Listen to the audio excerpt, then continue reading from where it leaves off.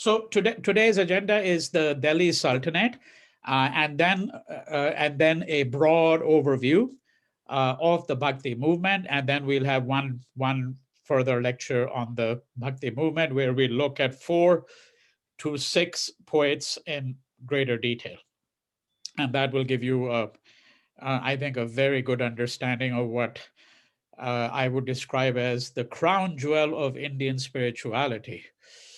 The most important collection of devotional literature, perhaps anywhere in the world, right? But before we get to that, so we're going to begin with the Delhi Sultanate.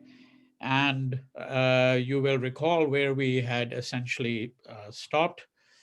And that was, we had looked at the Muslim invasions of India, and we had considered in detail Mahmud of Ghazni and Muhammad of Ghor. And then Muhammad of Ghor is going to be killed in 1206, and that will be the beginning of the Delhi Sultanate. Now, before we get to the Delhi Sultanate as such, I want to, because again, I want to stress that this is the sort of thing that, let's say, if you looked up the Delhi Sultanate, and even in a very scholarly, good scholarly book, they'll kind of plunge straight into it. But the fact that it is called the Delhi Sultanate should make us think about Delhi, not just the Sultanate, but think about Delhi and the place of Delhi in the history of India. And that's what I would like to alert you to, because sometimes I think that in order to do very interesting work, you have to take certain kinds of leaps as well. You have to have an imagination which takes you both into the subject and beyond it at the same time. And to underscore the importance of Delhi, think of the fact that in 1911, when the British were now well into being the rulers of India. They had been the rulers of portions of India since 1757, and then by the early 1800s, they really command much of India. So by 1911, we're really talking about a century. Of course, it was the East India Company that was officially ruling India until 1857. I say officially because, as we'll see when we get to the British period, that effectively the company's power had been already put under control by Parliament. It was curtailed by Parliament. But officially, India is a crown colony from 1858 onwards. And in 1911, the British held an imperial darbar, it's called, an imperial assemblage of the princes, where they announced that they were going to build a new capital. Their capital thus far had been Calcutta, and they were going to build a new capital. And where were they going to build a new capital? Not in Calcutta, not in Bombay, not in Madras, but in Delhi. Right? So you see, one reason they did so is because they understood that if you look at the long course of Indian history, then what comes to one's attention is the fact that Delhi had occupied a central role in that history. That's not to say it was the only important place. Far from that. There were many other important places depending on what period of time one is looking at.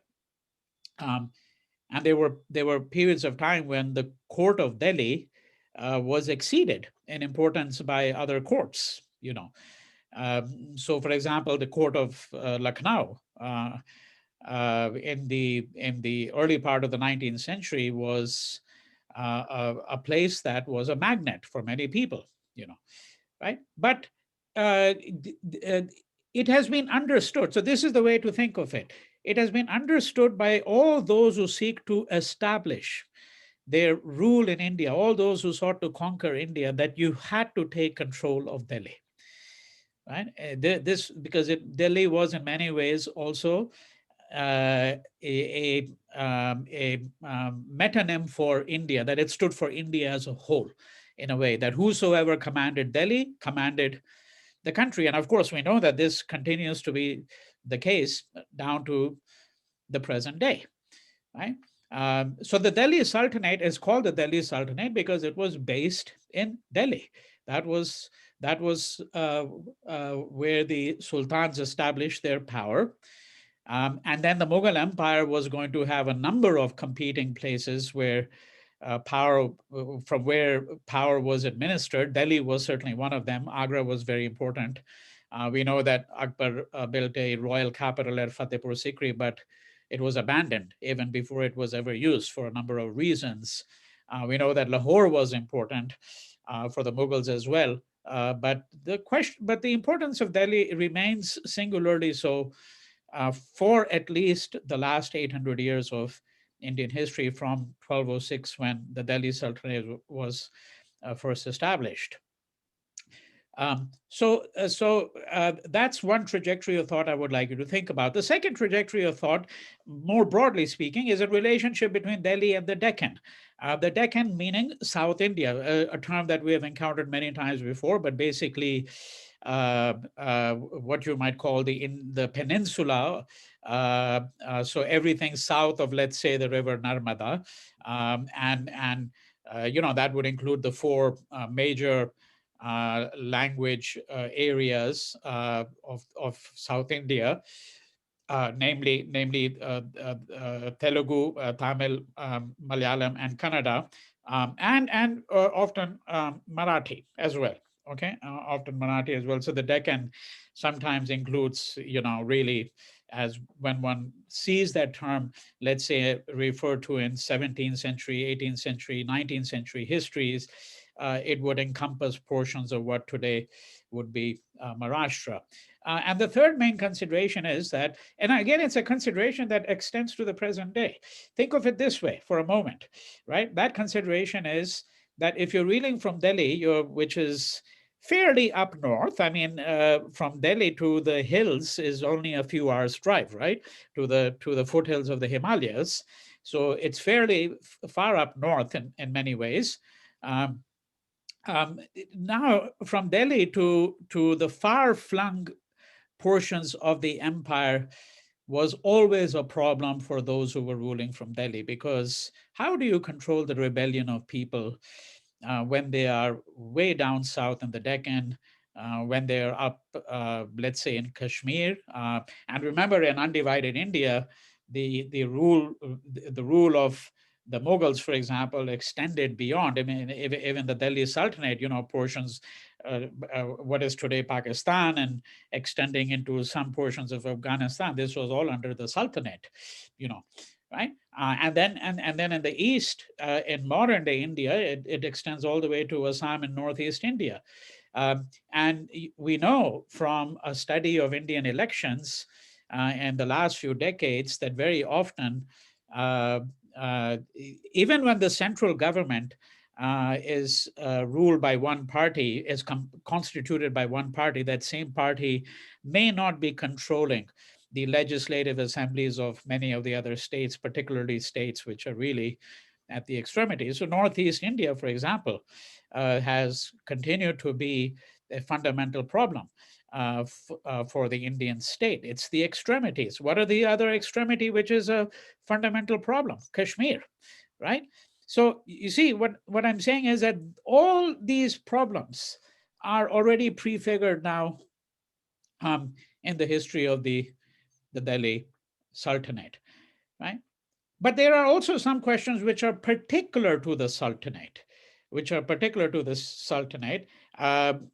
we just take illustration of some of them because we're not doing an really exhaustive study, but we do want to get a sense of what may be some of the things that be particular to the Sultanate. And one was a question of what is the extent of the penetration of the sultans, the rule of the sultans into rural Hindu society. We don't really have any figures for what percentage of the population in North India, let's say around 1206, when the Sultanate is established, what percentage of the population would have been Muslim at that point? I mean, remember that in undivided India in 1947, before the partition, we're talking about 25% of the population of undivided India being Muslim. But that's 1947. 1200, 1300, 1400, it's doubtful that more than 10 to 15% of the population of India would have been Muslim. And clearly the figure never really exceeded something like 20, 25%, of course, because it's 25%, as we saw in, even in 1947, right? So in other words, if the rulers are Muslims, what is the real extent of their influence on rural Hindu society?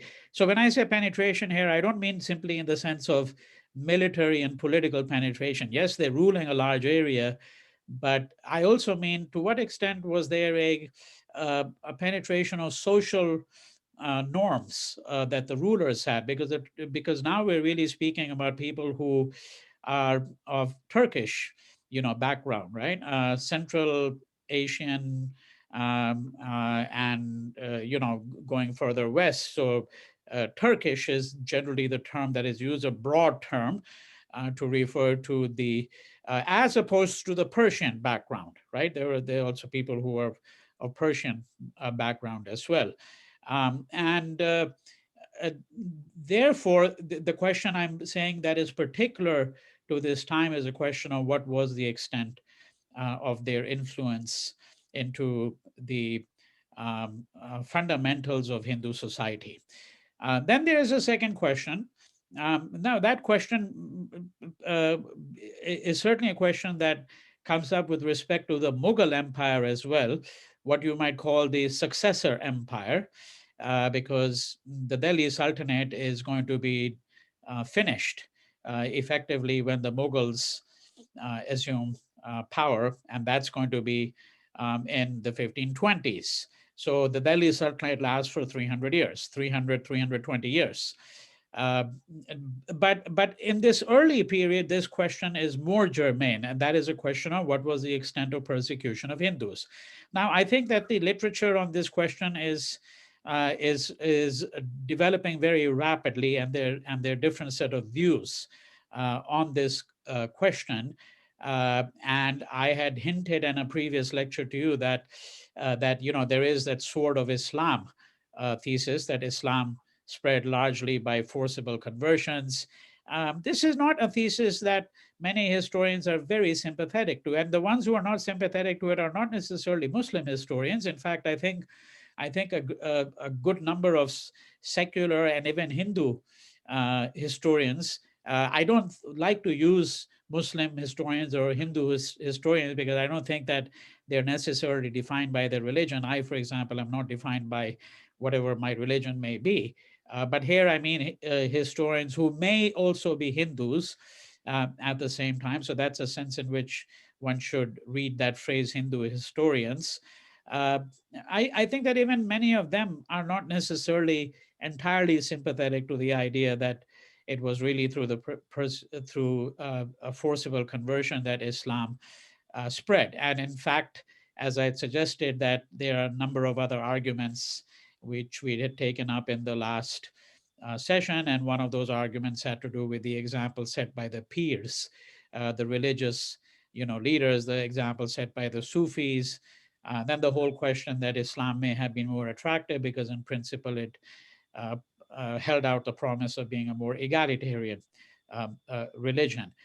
Now, the particular sense in which I want to just have you start thinking about this, however, is this, that I think that there has long been a view that the Mughal period is what we might call the crowning period of the second millennium.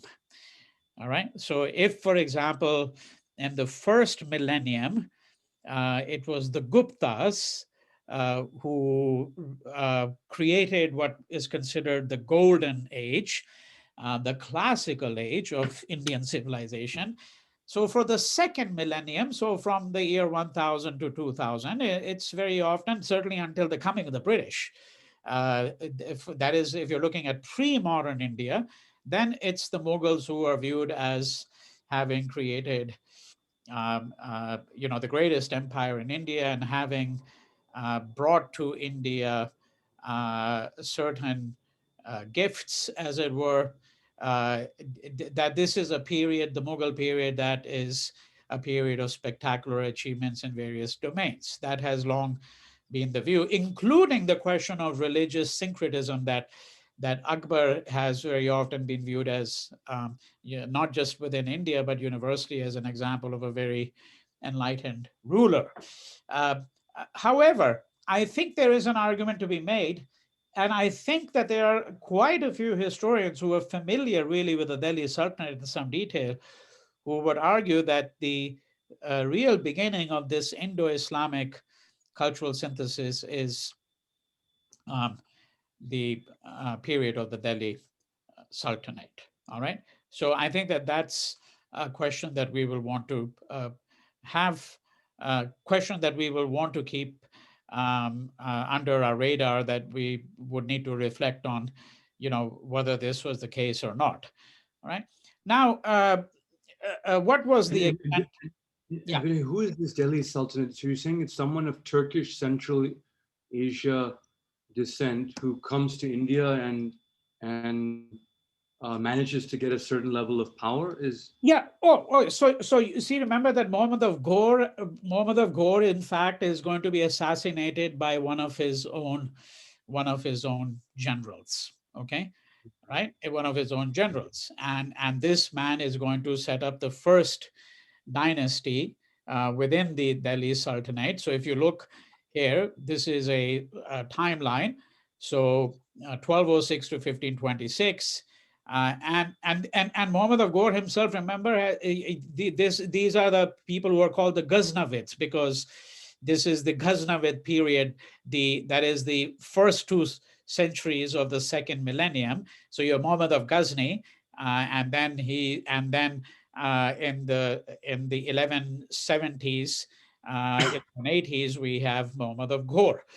So you see, when we're thinking of Afghanistan, remember that we're talking about people who are really coming from Central Asia and what is called Transoxania, actually.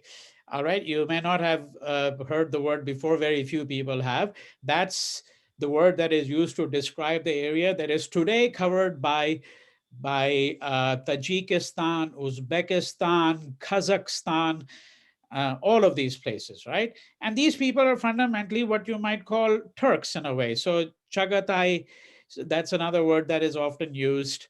So think of them really as people from Central Asian and Central Asian Afghan Turk. There's kind of like a continuum there in a way. And then what we're saying is that Muhammad of Ghor is going to be killed by his own general, Qutb, Ibn Qutb, and he is going to set up this what is going to be the first dynasty. So there are 5 dynasties which together are viewed as the Delhi Sultanate. All right. So the Qutb dynasty, the Khaljis, also known as the Khiljis, the Tughlaqs, the Saids, and the Lodhis. Right? But before we start looking at that in greater detail, so here, just so that we have an idea of what is at stake here with respect to how big an empire did they really command, and how does their rule compare to the rule of others. So here on the left, you see. I didn't include that other map, which I will include next time. I'll add it to the PowerPoint that I will give you, which actually looks at how the Delhi Sultanate Empire stacks up in comparison to, let's say, the Mughals. But even this will indicate to you. So Qutb-ud-Din Aibak, so if you look at the left, the map of India on the left here, so he rules from 1206 to 1210, and then in that dark brown is the extent of his rule. And then his successor, Iltutmish, who rules from 1211 to 1236, you can see extends the rule to a considerable portion of eastern India. This is the Deccan here now. If you look at the Yadavs here, everything below here, this is really the Deccan over here. So the rule has not extended into the Deccan. but it has extended into what would be today present-day Kashmir, and some portions of Sindh. This here on the left here to the Gujarat, this is Sindh, right, in Pakistan today. The main city there being Karachi, of course. So you can see considerable. And then under Balban, 1266, 1287, the dates are given here. You can see this is what the empire was. So what's happened here is it shrunk, and it shrunk because there's constant conflict. And one of the conflict is with the Rajputs. Okay, so you see the Rajputs over here. So sometimes a Rajput would make inroads, power would pass back and forth. And then Allauddin Khilji, a figure on whom we're going to spend a considerable period of time, he ruled from 1294 to 1316. And there you can see that under him, the rule has extended quite a bit. And then under Muhammad Tughlaq, this rule extends all the way down to the Deccan, but for a very, very short period of time, for a very short period of time. And these conquests in the Deccan were really first made possible by Allauddin Khilji. And then now, if you look at the third map of India over here, you can see their power is beginning to diminish, the power of the dynasties on the Delhi Sultanate. So the last of the Lodhis are the last dynasty here, and you can see that it's really shrunk very considerably in comparison to what you had before, right? So, and then of course when the Mughal Empire comes, not under so much under Babur, but under Akbar, we're going to see that it will encompass the same area that is encompassed by the Delhi Sultanate at least. All right. Here's just another map prepared in Germany, and this here.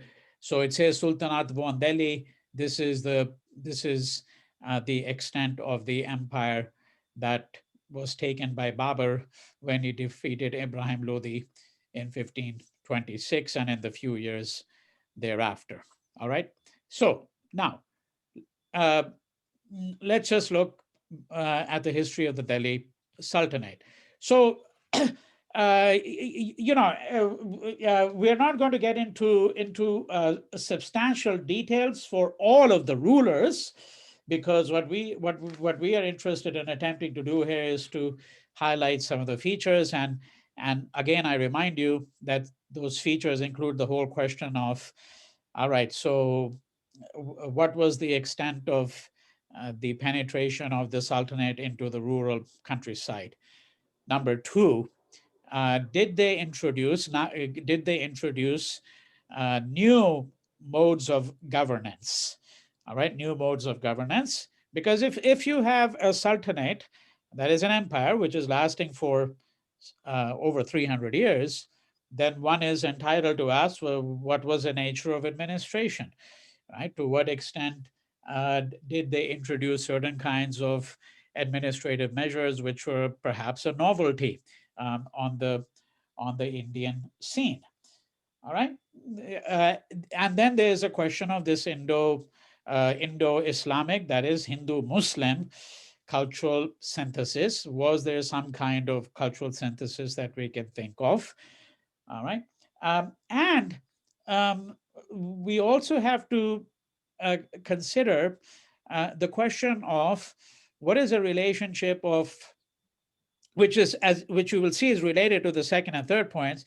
What is the relationship of the Delhi Sultanate to Muslims outside South Asia, right? So when I say that, for example, what was the relationship of Delhi to the Caliphate, or the relationship of the Sultanate to the Caliph? So the Caliph is the supreme ruler of Islam, right? The Caliph is the person who presides over the worldwide Muslim Qawm, the worldwide community of Muslims.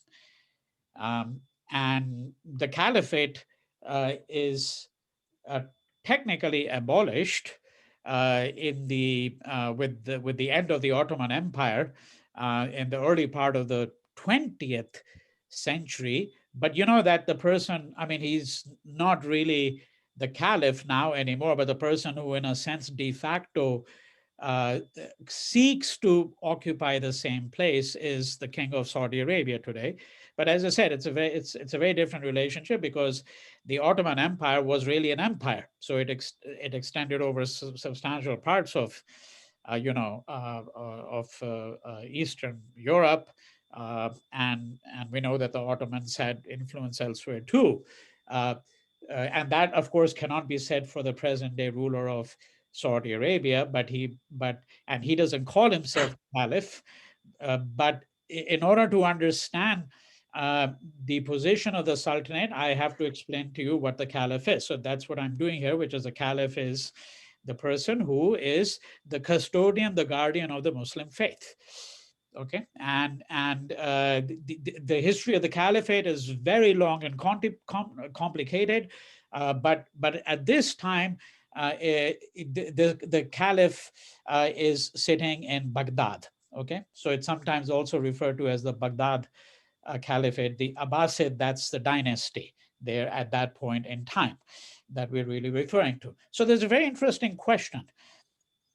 And the question is very interesting, and that has to do with what was the position of the Sultanate in relation to the Caliphate. Did the sultans of Delhi, because they're Muslim rulers, they're Sunnis, did they view their kingdom as part of the Abbasid Caliphate's empire? Uh, okay, so because the Caliph sitting in Baghdad, the custodian of the Muslim faith worldwide, is claiming that all Muslim kings, wherever they may be, are technically subservient to him. That's what he would like to claim. That's what he would like everyone to believe. But think of it this way: if the Sultan in Delhi has a problem controlling what's happening in other parts of India, because when you move to the extremities, when you move to the Deccan, or when you move to extreme Western India, now you're far away from Delhi at that point in time. All right, you're far away from that point. If he's having a problem, think about the problem that the caliph is having sitting in Baghdad saying, the Muslim ruler in India is really actually reporting to me. He's my vassal. He's my slave, really. He's ruling in my name. Well, was that the case? Did the sultans ever accept this or not? So there are different views on that. So, for example, there's a very famous book that is written in 1924 by Sir Thomas Arnold, who's a British historian, where he avers that, quote, no king of the East or the West can hold the title of sultan unless there be a covenant, an agreement between him and the caliphate. His view was that any Muslim king could only call himself a sultan, that is a king, uh, if he had the permission of the caliph to do so. Now, I don't think that this view is going to be taken seriously by most historians today. Uh, but there is a bit of a disagreement on this issue. And one might ask, why does it really matter at all? Right? Why does it really matter at all? It matters for the same reason. If you want to think of an analogy, just for a moment, right? It's far from being a perfect analogy, but think just for a moment, just so that you have some sense of the relationship. I mean, who is the person who presides over the Catholic faith? It's the Pope, right? And we know that all the cardinals and all the bishops, wherever they may be, whether this is in Africa or India, um, or in the United States or Europe, that they're all actually owing their allegiance to the Pope, that the Pope's word is the final authority. But at the same time, we know, by the way, that very often uh, there are bishops and cardinals who sometimes want to act in contravention of what the Pope's views might be, right? As I said, this is far from being a perfect analogy, but the question here is important because it gives us some sense of whether Islam in India could take its own course, right? That's one reason why it's important. And I want to suggest that that was very much the case.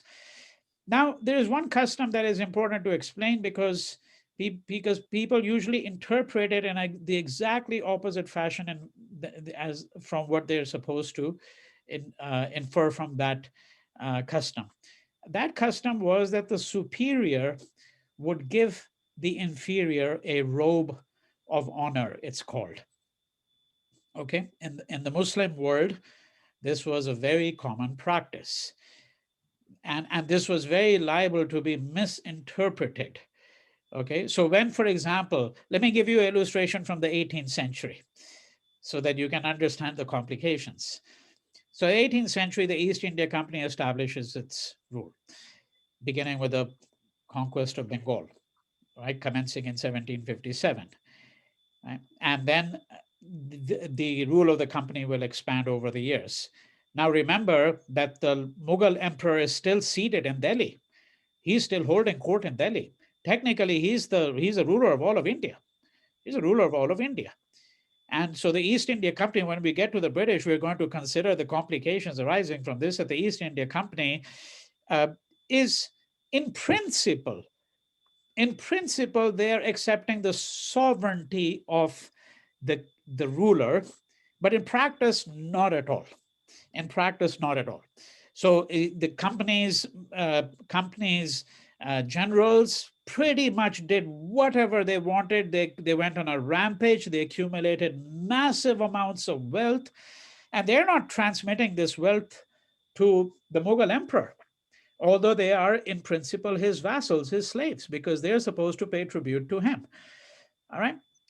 And one of the things that the Mughal emperor would do when he would send his representative to a British, for example, to the governor general of the company, of the East India Company, right? And he would send an emissary, and the emissary would take a robe. And when the governor general accepted the robe, what he did not know or understand at that point in time was that in accepting the robe, he actually accepts the fact that he is an inferior, because this honor is transmitted from the superior to the inferior. There's a whole argument here, a very sophisticated argument, that in fact, when this robe was given, it's not simply an acceptance of the fact that one owes allegiance to the person from whom one has taken the robe, but that in some ways one is actually accepting, as it were, the essence of this person. That is, that this robe really stands for not only the sovereignty of the person who's conferring it, but it stands for this person's whole mode of living, as it were. Okay, the culture for which he represents, all of that. Now, you don't have to really follow the niceties of that. The important thing here is this. Let's go back to the Delhi Sultanate. What happens? Muhammad of Ghazni receives a robe of honor from the Caliph. Therefore, this means that he accepts that the Caliph is superior to him and that he owes allegiance to him. Iltutmish, who is going to be the second ruler of the first dynasty, the Qutb dynasty, also accepts his robe, and he adopts the title of Nasir Amir ul Muninin, which means the helper of the Caliph. All right.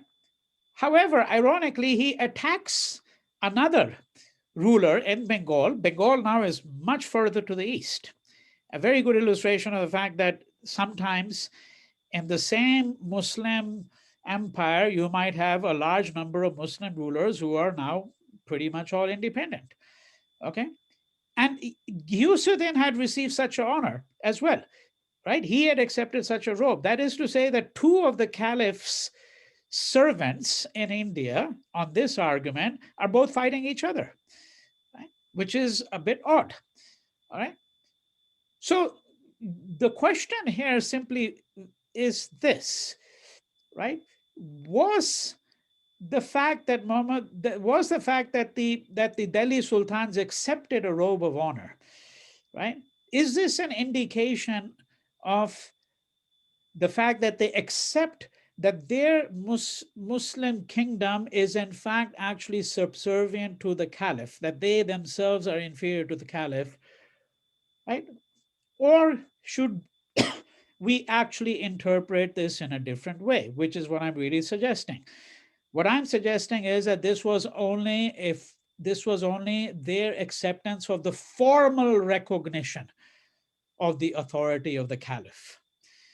Okay, a formal recognition. But in principle, they did what they wanted to do.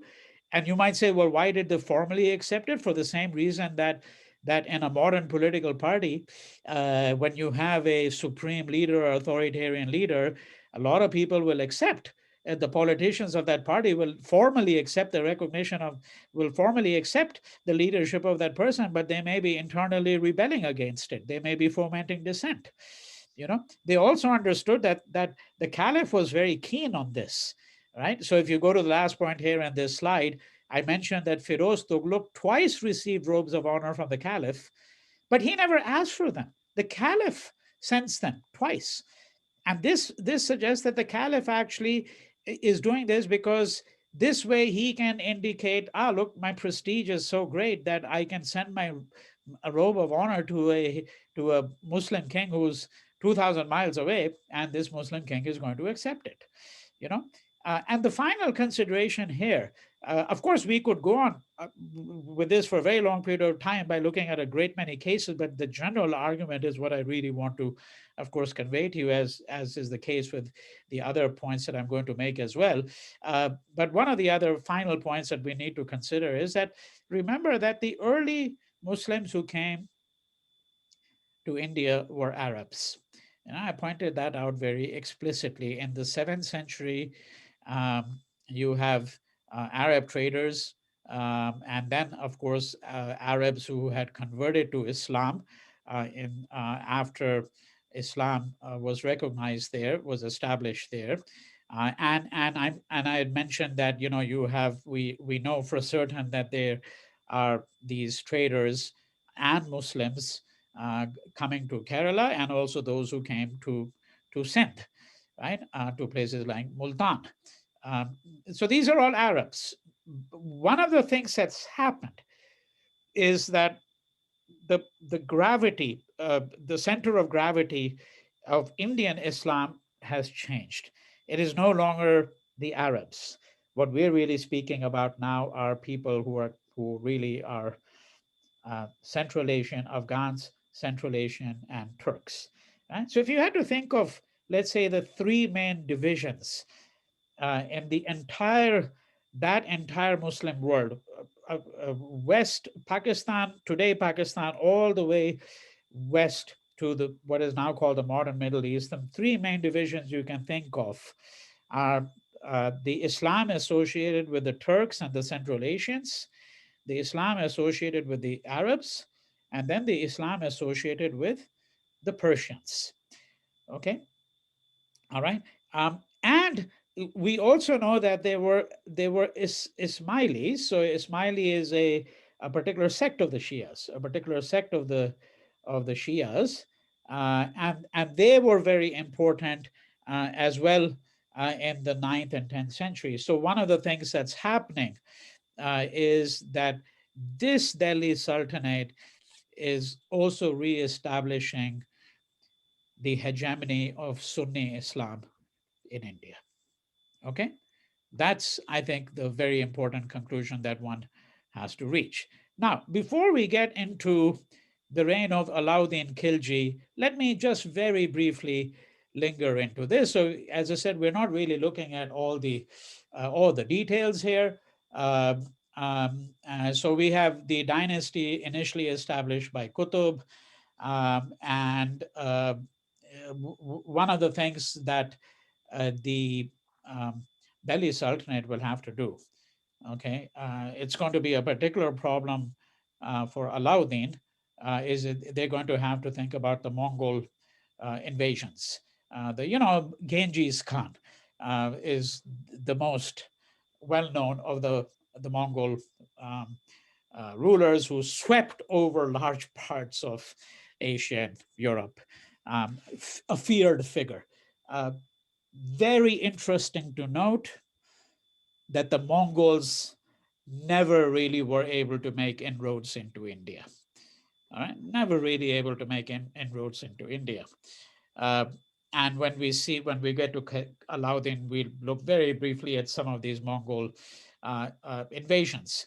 At that time, of course, it's not Genghis Khan, because Genghis Khan had long been dead, but he had been succeeded by a number of other Mongol rulers. So the Mongols are basically nomadic tribes, nomadic tribes, right?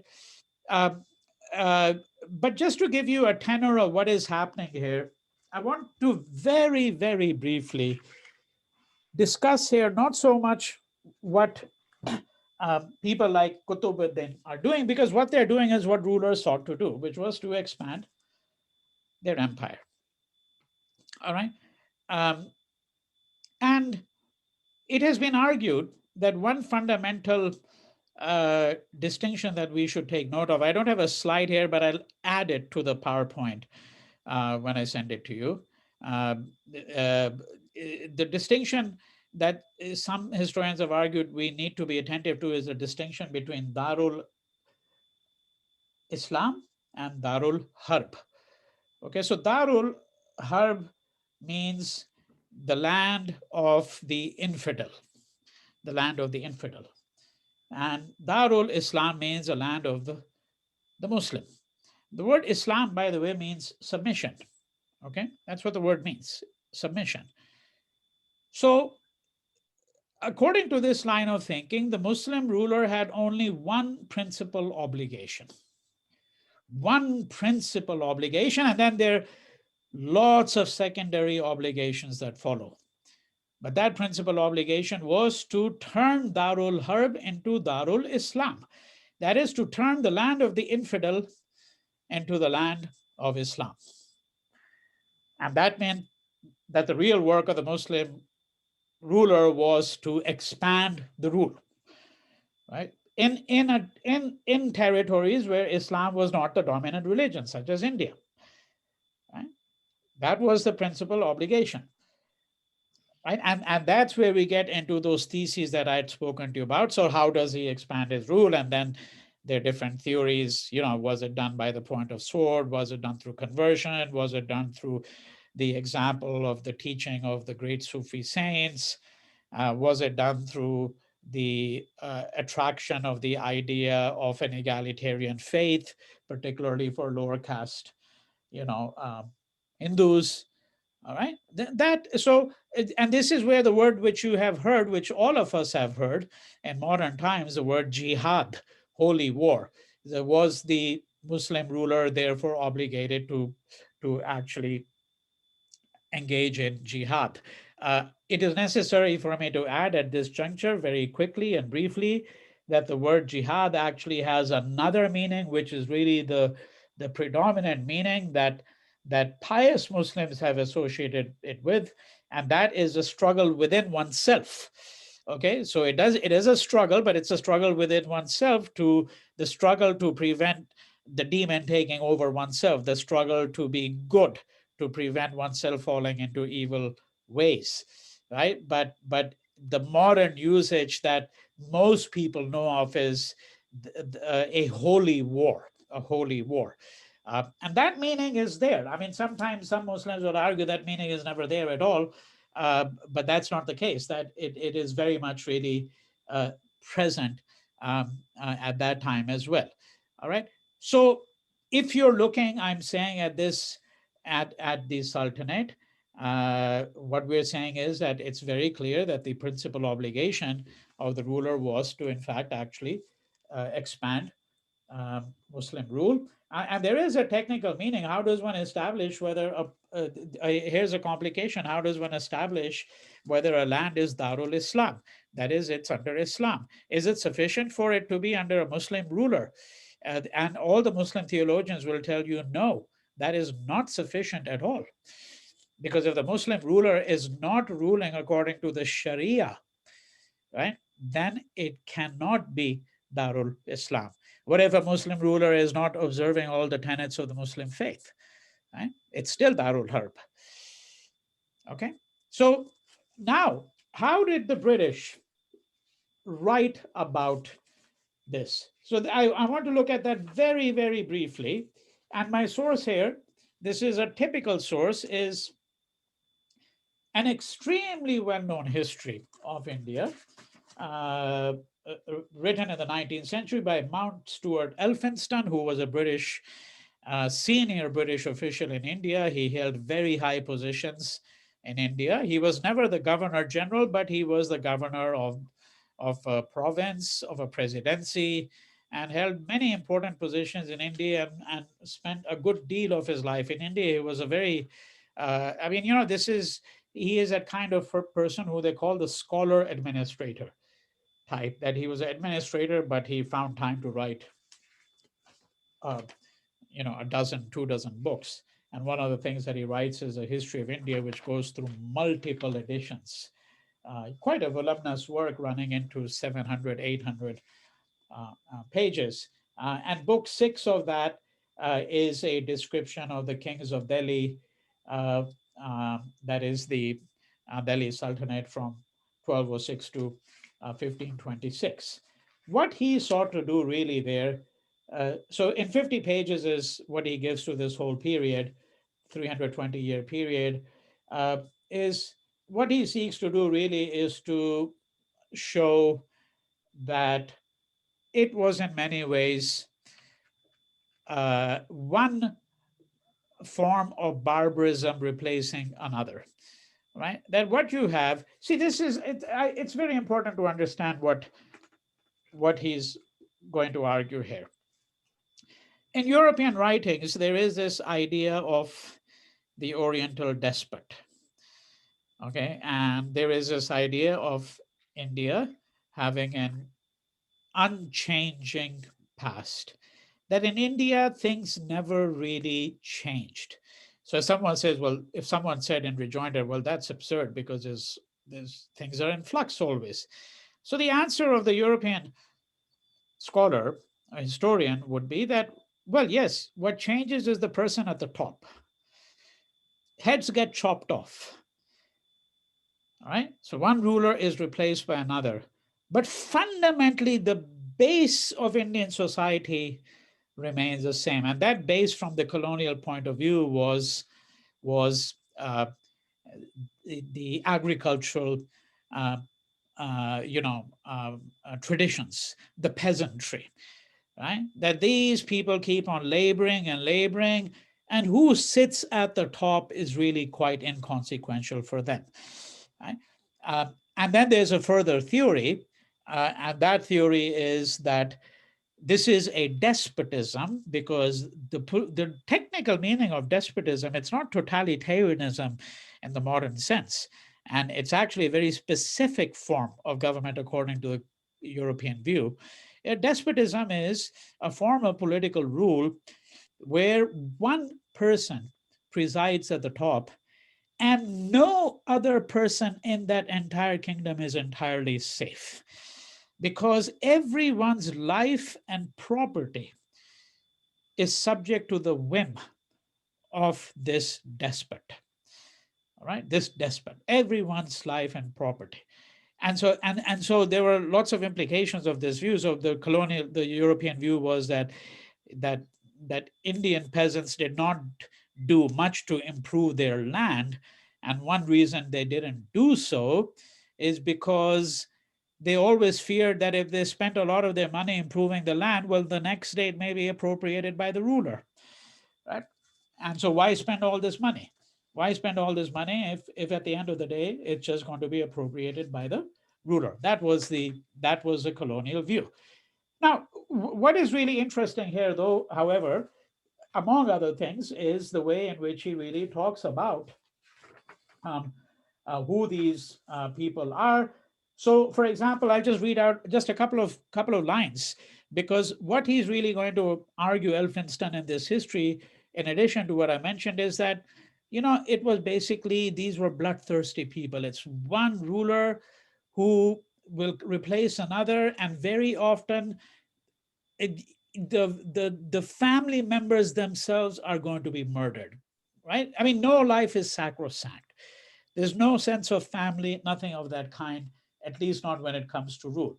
So here he says, at the death of Iltutmish, the contest with the Hindus was at an end, and the period which followed was occupied by a succession of plots, mutinies, and revolutions equally destitute of present interest and permanent effects. Rukuddin, who succeeded his father, lavished his treasures on dancing women, buffoons, and musicians. He squandered, right, his father's inheritance and left the government to his mother. And her tyranny and cruelty soon drove all ranks into rebellion. So, things are bad enough, and then you make a woman a ruler, it's going to get even worse. This is the kind of view that Elphinstone has. He was deposed after a reign of 7 months, and his sister Razia was trained to the throne in his place. All right. And in the same tone, he will continue to write on in the next 10, 20, 30, 40, 50 pages. All right. So here he's talking about Balban. All right. So here, this is what he says, and I quote. Notice how he just puts in this. Of course, there's no evidence that's offered because this is not a footnoted history. Right? He also made it a rule to exclude Hindus from all offices of trust. All his other acts partook of the same contracted spirit. He established laws for the preservation of game around his capital, and having exceeded in wine in his early life, he severely punished even the moderate use of it after he had reformed. So he was a drunkard, and then he becomes a teetotaler, and then he punishes everyone else who consumes wine. In cases of rebellion, not satisfied with chastising the leaders, as had been usual, he extended capital punishment to the meanest of their vassals and retainers. So if there are dissenters, and these dissenters have followers, just merely people who are following orders, it didn't matter. He had all of them executed. He extended capital punishment, right? That's what he's saying. And then he talks about public whippings that took place, etc., etc. Right? That's the tenor of, according to the Elphinstone, of these Muslim rulers in the Delhi Sultanate. Now,